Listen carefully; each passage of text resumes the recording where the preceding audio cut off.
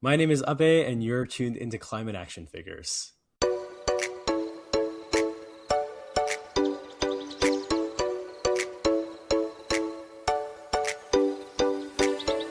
Hello and welcome to a brand new edition of Climate Action Figures. My name, as always, is John Whidden, and this week on the show you get to meet Abhay.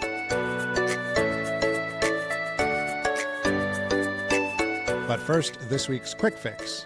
Sophia, who you might remember from a couple of episodes back, said this: guerrilla gardening is when you plant hardy seeds in boulevards and other areas that are bare. That helps soil erosion. Just ensure you use indigenous plants. Google indigenous plants in your area or find a local organization that can help you. So thanks very much, Sophia, for that, and welcome, Abhay. Thanks, John. Thanks for having me. It's great to be here. Great to have you. Now, you know Sophia, so tell us what you think about her quick fix. I do. I know Sophia Young from her incredible work here in Regina, Saskatchewan on transit, on making transit accessible, affordable, and for young people in the city. I think it's really exciting. And when I think about guerrilla gardening, it's something that we can all do. It's something that actually a lot of us find a lot of pleasure. And we already garden, especially in the summer. So might as well do it in a way that's better for the planet. Very true. Speaking of amazing work, we were connected by another amazing human being, Catherine, who our viewers and listeners might remember from season 1, episode 14. You know Catherine from University of Regina, I believe, right? Absolutely. I moved to Regina about 2.5 years ago now. And when I moved here, I was trying to understand sort of the climate landscape and also the specific eco-anxiety landscape. Eco-anxiety is something I know we'll talk more about.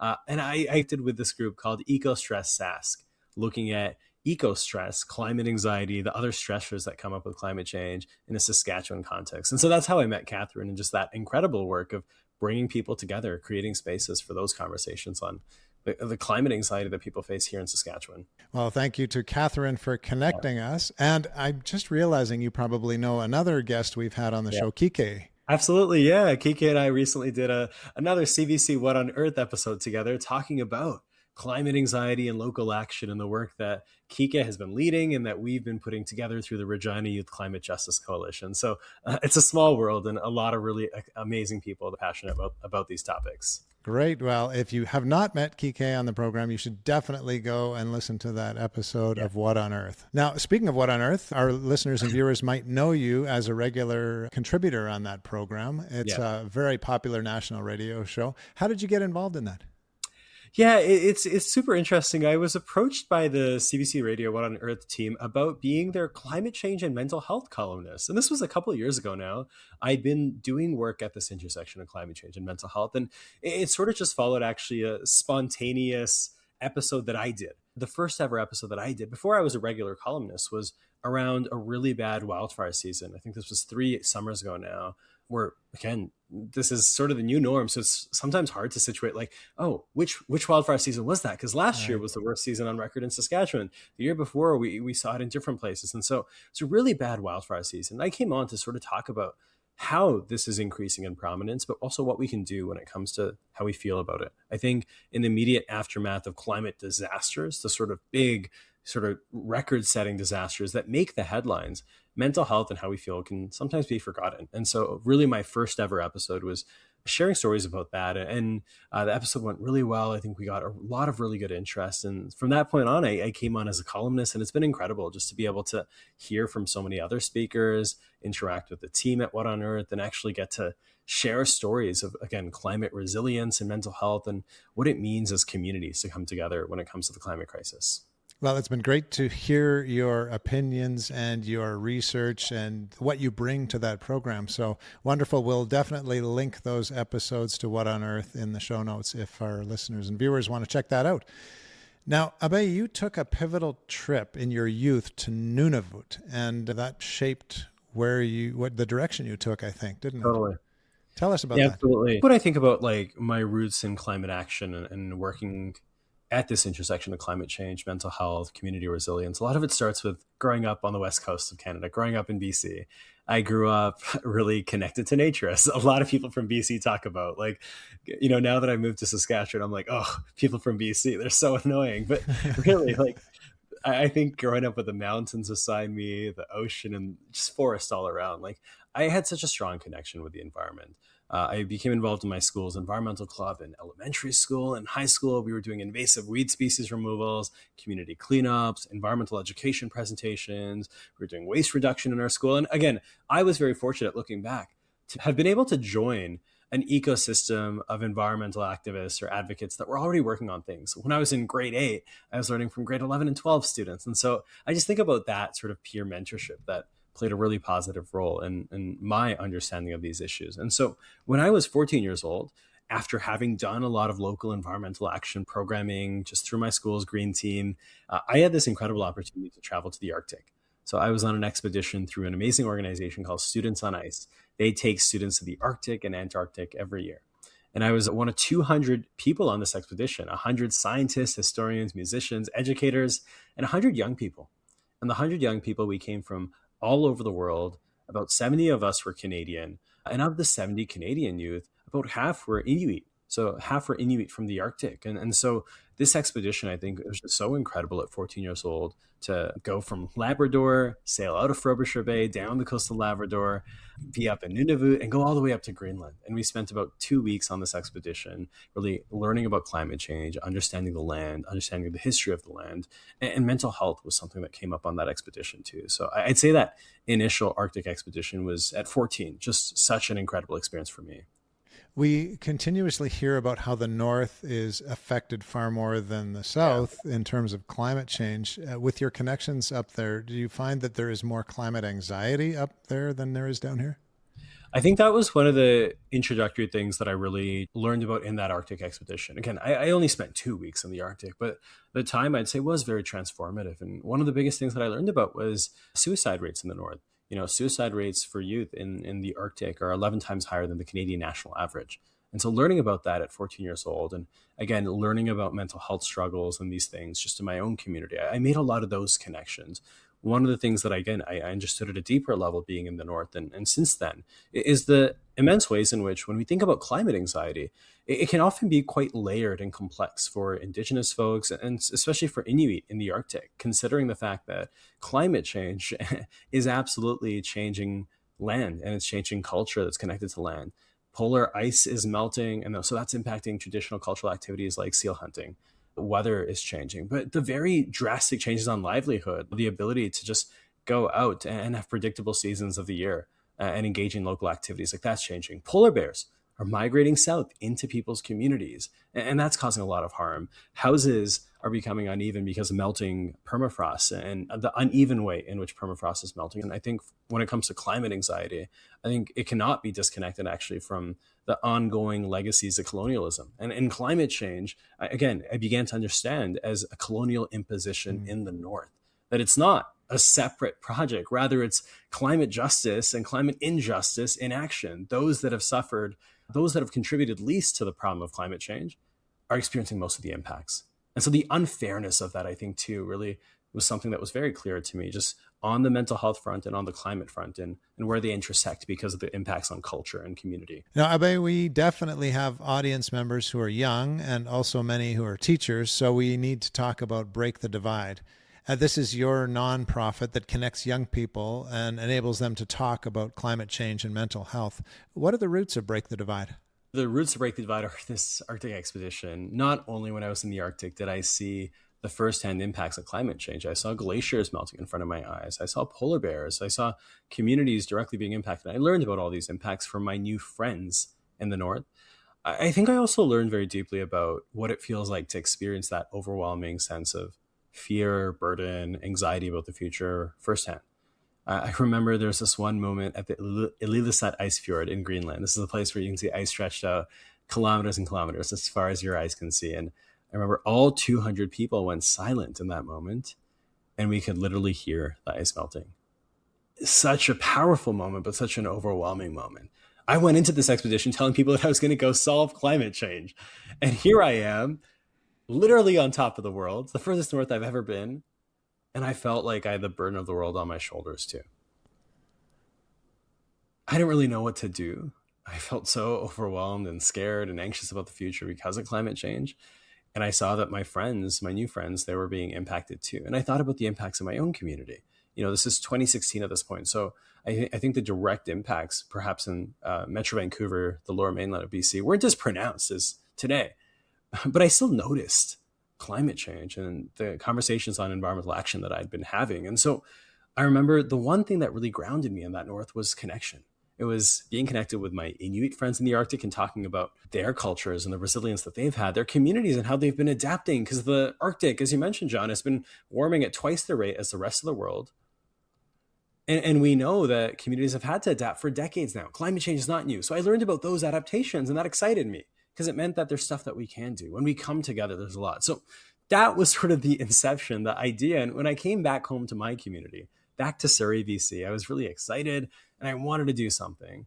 And so I talked to my high school teacher, my green team, Mr. Aiketa, great social studies teacher, social justice advocate.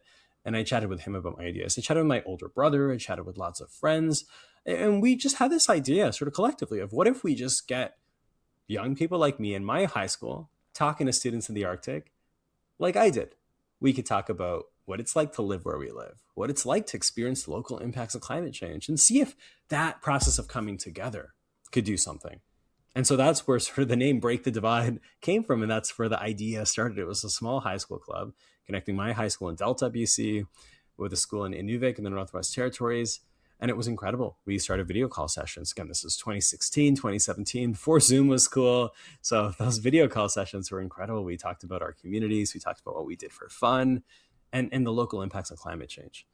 And as we got to know each other, we became friends and we talked about our families, our cultures, our histories, and the ways in which those actually often intersect with climate, with the environment. And so it became very deep very quickly. And that sense of connection sort of inspired a lot of local action, and that empathy building process, I think, was really powerful. So that was the roots, actually, and just that idea of connection being sort of fundamental to how we break down divisions. Now, Break the Divide, since that time, has really grown and deepened as an organization. Yeah. Tell us about how it's changed over the years.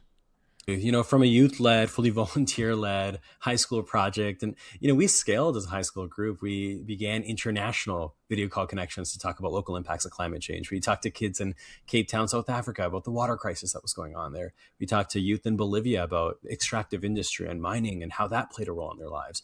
Youth in Taiwan about urbanization, in Siberia about being in a really rural area and how climate impacts are felt there, sort of global connections, and across Canada as well. And that idea, again, of how do we feel and how are we experiencing these local impacts of climate change was really big. In 2020, when COVID-19 hit, when the pandemic hit, we ran an international art competition about climate change and mental health. And in 2020 and 2022, 2023, sort of over the past 4 or 5 years, we've really began to see, actually, as more research and literature has emerged about the impacts of climate change on mental health. I did my undergraduate degree at the University of Toronto, where I studied global health and conflict resolution. And there, climate change came up as a major factor in both global health crises and conflict. And so immediately, as I became involved with research projects, I did some of my own research, and I became quite engaged in the literature on the subject. I saw that actually, again, the research is clear. Young people are feeling the burden of climate anxiety in many different ways across Canada and across the world. And it was very clear that there's a need for interventions, for programs that support young people's mental health. We had been doing really excellent climate conversations that sort of naturally bring up these topics together without even having a strong theoretical framing, the literature framing behind it. And so what we thought in 2023 as a team, as an organization, we had grown as a volunteer team. We thought, why not actually bring this together and actually intentionally frame Break the Divide and our approach as one of the many solutions to this crisis of mental health as climate anxiety worsens. Why not frame it in that way? So we built curriculum. We partnered with mental health practitioners and educators, and we launched programming across Canada to essentially do what we had been doing, but working directly with teachers. So it was embedded in curriculum. It was embedded in practice. 2024, we ran a national sort of virtual climate emotions connection program where youth engaged with facilitators that we had trained, sort of near peer facilitators as mentors, that would then go into classrooms via Zoom and deliver virtual sessions to talk about these topics. And then the youth in different communities would connect with each other. We had kids in Ottawa talking to kids in Vancouver, young people in Nova Scotia talking to kids in Toronto. And through those connections, we saw young people feel more connected, less alone, and have a greater sense of agency to take action. That was sort of our big approach. We became incorporated as a nonprofit. And since then, we've done a lot more in-person programming, largely focused here in Saskatchewan. That sounds like a wonderful program. Now, if we have young people or educators who are tuning in today and thinking, I really want to get more involved in this, how do they get in? Our programs are very open to anyone. We do workshops across Canada about these topics. Now our core in-person programming is our climate education and resilience program. In this past year, we trained facilitators under 30, so as young people, to go into high schools in person and deliver climate emotion sessions to facilitate conversation on local impacts of climate change, which again, in Saskatchewan and the prairies, we actually know that they're very clear impacts. Facilitate those conversations, introduce the idea of climate emotions, and create space for youth to have intentional conversations about how they feel, what they want to do when it comes to climate change and climate action. So that's our core program. We're actually scaling this program and launching it across the prairies, Alberta, Saskatchewan, and Manitoba schools this coming September 2026. And so if anyone's in those regions, the prairies, especially in rural communities, we want to bring this program to you. So you can head to our website, breakthedivide.net, clear program information and program pages where you can always learn more. But you're always welcome to reach out to me directly as well to learn more about these programs. Wherever you are in Canada, we want to support you in bringing these conversations. Educators, people in schools, young people are already at the front lines of these conversations. What we're doing is bringing a framework and an intentional conversation structure, a facilitation structure, and bringing in trainers to talk about these things in your own community. So we're more than happy to collaborate. And the Break to the Divide website is linked in our show notes, so you can click on that link to go there. And is that how they would contact you, through the contact information there? Absolutely. You're always welcome to reach me directly at Abhay@breakthedivide.net as well. Now, Abhay, you've done a lot of research into mental health and climate change. You have a lot of experience in that milieu. The link between these two things is not lost on me, as that is the root of this podcast. I wonder if you feel that there are a lot of people who don't make that connection, especially in places like Alberta and Saskatchewan, where oil production is always front of mind, so it's more difficult to talk about climate. I think that's an excellent question. I think we don't often name this connection explicitly. When you feel a sense of frustration because governments aren't taking climate action, you kind of just leave it at that, like it's frustration. Or when you feel really anxious about the upcoming summer, because you know that, in the past, summers might have been really peaceful and nice and warm, but now there's probably going to be at least a week or 2 weeks or 3 weeks of really bad smoke because we know that wildfires happen. Or if you feel a sense of loss because the forest that you knew in the past or the future that you imagine no longer will exist. Those are all what we call climate emotions that are related to the environment and the climate crisis, what we know is going on with climate change. And I think in Alberta and Saskatchewan, we see this a lot, where people will have frustration, whether it's with provincial governments or industries that do extract and pollute our planet. But it might also just be for folks that are farmers or in rural areas, noticing that crop yield is going down, or there's greater unpredictability when it comes to climate and weather patterns. And to feel these emotions, to feel all of these things, or even the emotion of denying that climate change exists. It's not real. It's a hoax. It doesn't impact us. But, people notice their environments and people see what's going on. And whether it's the emotions that we've been talking about, anxiety, grief, fear, anger, or even if it's polarization, denial, apathy, people feel what it means to live in a climate that is increasingly unpredictable, knowing that there is going to be more variability. And so even if we're not connecting with the science directly and the climate science, because maybe that can be kind of dubious and hard for people to relate to, if we're just looking at what's going on in our own communities, people feel certain ways about climate change. And so that's where I think we actually have a really awesome potential in the prairies to reach people through the lens of emotions and through the lens of how we feel, to connect on climate issues. So actually using emotions as the conduit to climate action potentially. So Abhay, I think we're getting a small snippet of the in-school program here, right? Absolutely. Now, so to continue your thinking, if people are frustrated by that, feeling anxious about the lack of action that they see going on in terms of dealing with climate, what do we do with that? I think, honestly, the first really important step is recognizing an emotion, naming it, acknowledging it for what it is, acknowledging where it comes from. That anxiety, or even if it's anger at decision makers or corporations, that means that you care and that you're connected. And connecting with other people on those emotions is actually a really excellent first place to build vulnerability and connection, because we can't do this alone. There's a lot of individual actions that, of course, we can take, but for the systemic collective actions that we want to take, we need to bring people together. And so connecting with those in your own community about those emotions, I think, is an excellent start. After that, I think there's so much that we can do, and it's not easy.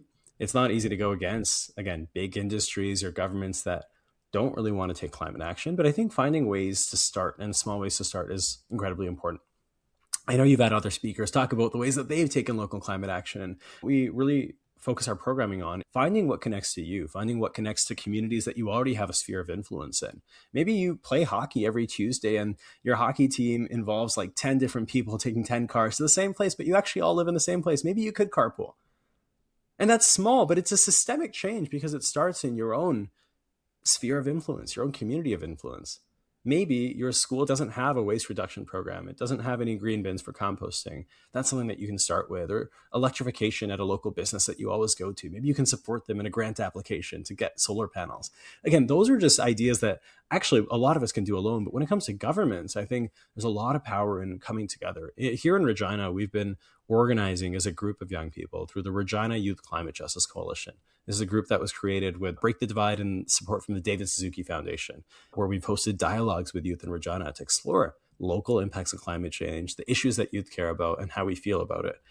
And transit has come up as a major issue in Regina. Again, building on a lot of the work of Sophia Young, Better Bus Youth, and existing programming in Regina, we see transit as an absolute climate justice issue. It impacts issues of affordability, accessibility, access to care, and it's a climate issue as well. So we've been coming together to give delegations to city council, to do public awareness campaigns on transit and seeing it as a climate issue. My point with all this, John, really is like, there's a lot that we can do. But I think thinking about climate change as a big crisis is overwhelming. And it is for anyone. Breaking it down into how you feel, where you're connected, who you are, what you can do, and connecting with others to start within the spheres of influence that you have. That's sort of been my approach. And that's the approach that we really focus on at Break the Divide. What do you say to people who, we've both heard this before, we're taking small actions, we're encouraging people who take small actions, they're getting some publicity on this podcast, and then someone will say, that's wonderful, but it's not enough. What do you say to those people? I'd say probably isn't enough. It probably isn't enough to change the world, but is that the goal? Is the goal of us as an individual person to change the world? And I think it actually, what is enough? I think we need to maybe reframe what enough is, because if the threshold for doing enough is always stopping the climate crisis, if it's what I had as a 14-year-old going to the Arctic, I'm going to solve climate change, then nothing we do is enough. But if it's actually making a change somewhere where you can and starting something, bringing people together, or actually cultivating the values and the vision of the world in which you want to live, starting that process of building a better world, if you're doing that work, however small, that's incredible. So I think sometimes actually we need to change our frame of reference when we hear that. That's not a good question. That's not a good statement. It's not useful to say you're not doing enough, when in reality we're not, to solve the climate crisis. There are systemic shifts needed at multiple levels, at industry, governments, institutions, local communities, individual households. But we can't do all of it. And so I think sometimes, again, focusing on all that there is to do can distract us from what we are able to do and what we can do now. I think it's good to have our foot on the gas pedal and push forward, but I think, realizing what we can do and what's realistic too is actually a practice of active hope. Let's do what we can do. Now, it seems like youth these days have more difficulty connecting with others. You mentioned that earlier, than youth have had in the past. Do you have ideas about what educators and youth can do about that? I think it's something that I've even noticed through our programming at Break the Divide. Coming out of the COVID-19 pandemic, we heard from a lot of teachers about wanting more local programs that help young people connect within their own classrooms, not just with other communities. And so I think for educators and young people, I think connecting around shared interests, connecting around, again, what we can do and what we can focus on is really powerful. I think the other big piece that I think about when it comes to connection is just actually acknowledging why there might be apathy or disconnection in the first place. There's a lot going on for young people, and climate might not be the top concern. but actually bringing in climate to other issues and seeing how they intersect. How do they contribute to one another? How does climate change worsen food insecurity in Canada? How is climate change worsening the housing crisis that we have? The top issues that we might be caring about as everyday people, maybe those are more top of mind. But again, it's also overwhelming that we end up in sort of pathways of apathy. And I see that on a lot of young people. It's so bad. What's the point? There's nothing I can do. That powerlessness that also sort of comes together with apathy. But if we sort of, again, break it down, create intentional pathways for connection, I think there's a lot that we can do. And again, I think educators can play a really fundamental role in that process.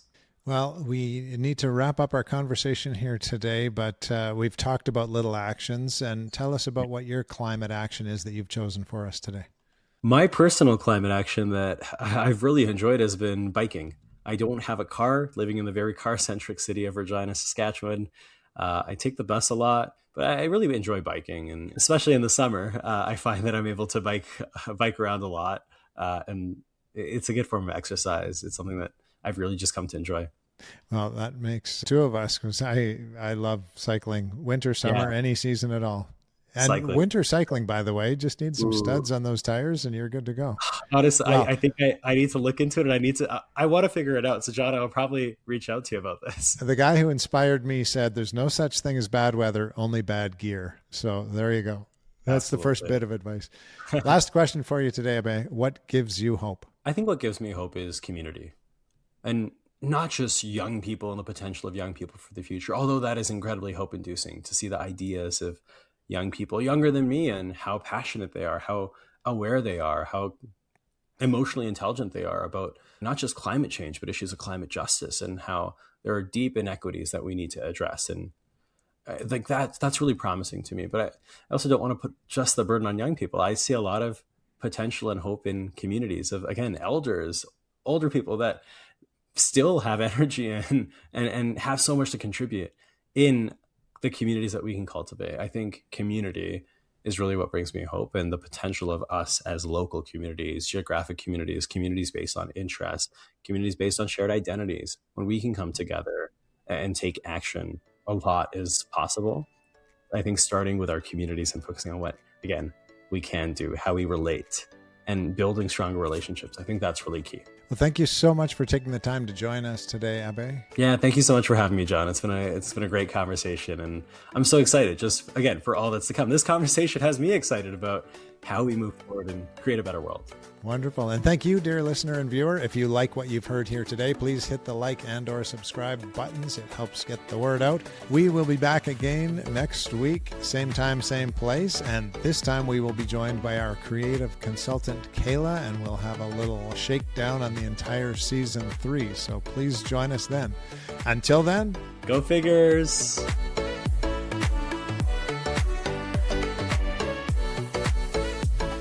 This has been Climate Action Figures. Our show is produced and hosted by John Whidden. Our creative consultant is Kayla McIntosh. Our theme song is Hawaii Vacation by Tovari. You can find us on Instagram, Facebook, and YouTube at Climate Action Figures. That's all one word. And if you have any other questions or comments that arose from this or any episode, feel free to reach out to us at climateactionfigures@gmail.com. And thank you for listening. We'll be back next week with another Climate Action Figure.